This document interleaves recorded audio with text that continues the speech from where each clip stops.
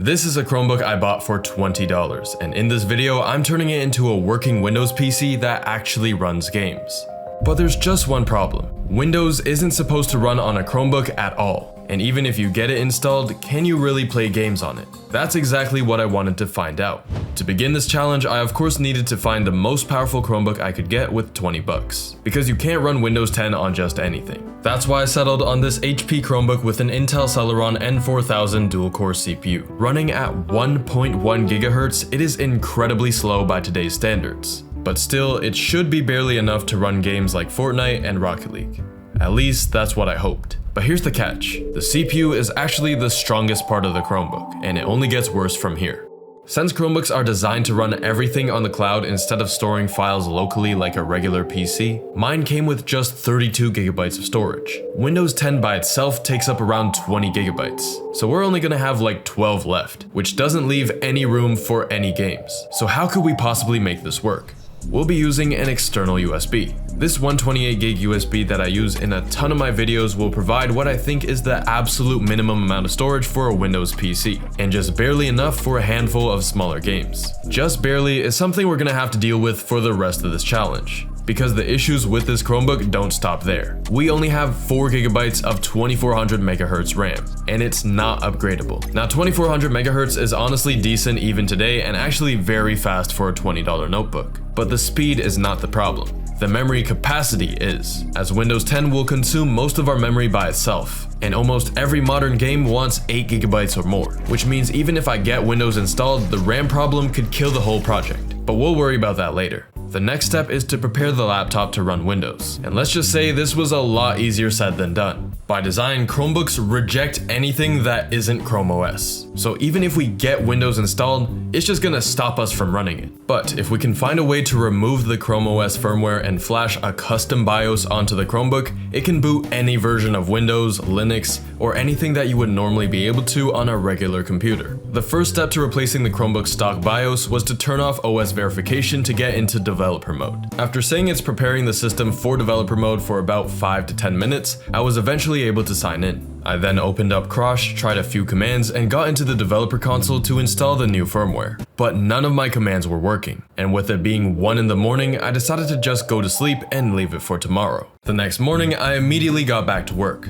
and that's when I realized that my commands weren't working last night because I forgot one simple step beforehand.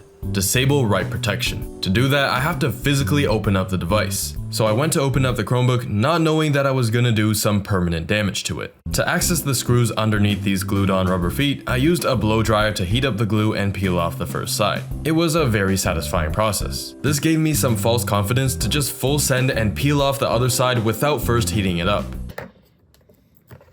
Oh, I broke it. I actually snapped the rubber. The whole Chromebook is like $20 though, so who cares? Now we just need to remove the last 2 screws under these 2 circle covers that were even easier to take off. And now the only thing left to do is remove the entire back cover. Little did I know this would be an absolute struggle because it took me just over 20 minutes to pry this thing open. Holy crap. Finally. With the bottom now fully exposed, apparently the only thing we need to do here was disconnect that battery, and supposedly that's gonna disable write protect. It seemed suspiciously simple, but I went ahead and disconnected the battery anyways. And after about 10 more minutes of messing around in the console, I was able to successfully download the script for the firmware. But when it came to running the script, I don't know what the heck happened. How is write protect still on? Luckily, it was just software write protect that I still needed to disable. And thankfully, it was much easier to disable than hardware write protect, as I only needed to press Y, enter, and reboot. And to my surprise, we got straight into the Chrome OS firmware utility. We made it to a huge checkpoint, but at this point, bricking my entire device is still a possibility. So I continued to be extremely careful to not frick anything up. I then proceeded through some of the most dramatic warning messages I've seen in my entire life. You're taking a risk. Ah! You have been warned. Ah! Flashing your Chromebook is serious business. Ah! Like damn, we freaking get it. It forced me to back up my firmware, which I thought was unnecessary, but I might as well, because you never know, this could all go completely wrong and I might lose all my progress right then and there. And of course, my USB that I tried to back up the firmware with wouldn't work. Wow, there's no way. It says it's read-only and I cannot continue with the challenge until I back it up, so I have to figure something out. I started by reformatting my USB a second time before plugging it in again, and it still didn't work. But on the third try, I reformatted the drive once again, but with very specific settings. And shockingly, it worked this time. I'll be honest, I did not expect that to work. Okay, so now we can remove the USB. That was genuinely extremely surprising. So I got to installing Windows to Go on this USB. You know, I thought it would be a better choice than creating regular installation media, but clearly I was wrong. Yes, you are reading that correctly. It's been 4 hours and 47 minutes and it's still not done. So yeah, I ended up streaming over on Twitch until it was done installing. And yeah, if you do enjoy my videos and want to watch some even more engaging content, get out of my game, head. I'm streaming every Monday, Friday, and Saturday at 2 p.m. EST. He's about to get cooked. I cooked myself. So be sure to drop me a follow over on Twitch and help me get to 3,000 followers. But anyways, when the installation was finished, it had already been 5 hours and 40 minutes. So I was just about ready to finish this challenge up. Earlier, I said we would worry about the RAM problem later, and well, later is right now. To give us the best chance at running Windows 10 with just 4 GB of RAM, I actually installed a stripped down version of Windows 10 that removes most of the bloat and background processes. It still functions exactly like Windows 10, but it'll keep our RAM usage much lower and should make our games easier to run. But sadly, Tiny 10 won't fix all our problems. I wasted no time plugging the USB back into my Chromebook to boot up Windows to Go for the first time. On first boot, it's pretty normal for it to take a bit longer than usual, like maybe 5 to 10 minutes. But I waited for 2 hours and made zero progress booting into Windows. I tried a second time and still nothing in 10 minutes. That leaves me with no other choice but to just install regular Windows onto the eMMC.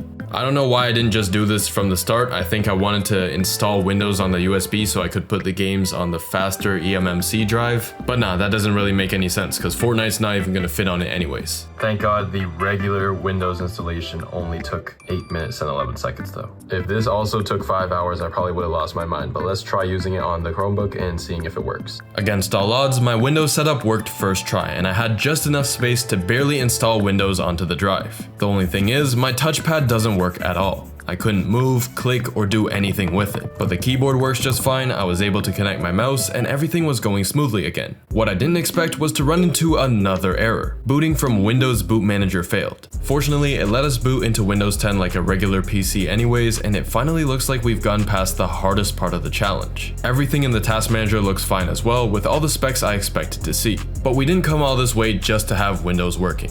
We gotta test some games on this. Killed one.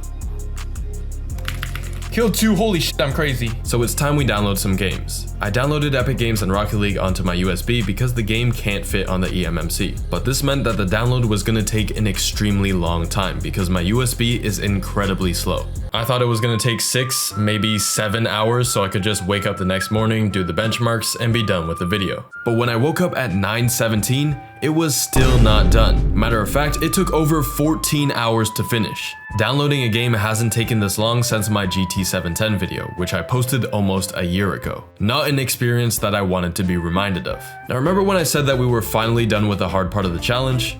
Well, I think I was mistaken. When I try to open the game, it just instantly crashes. Using my last 2 brain cells, I figured that the reason Rocket League instantly closes itself was tied to my low RAM capacity. I mean, we barely even have 2 GB to spare since Windows is already using so much of it. And since the RAM in this thing is not upgradable, that left me with only one option: using virtual memory. Remember that joke about downloading RAM?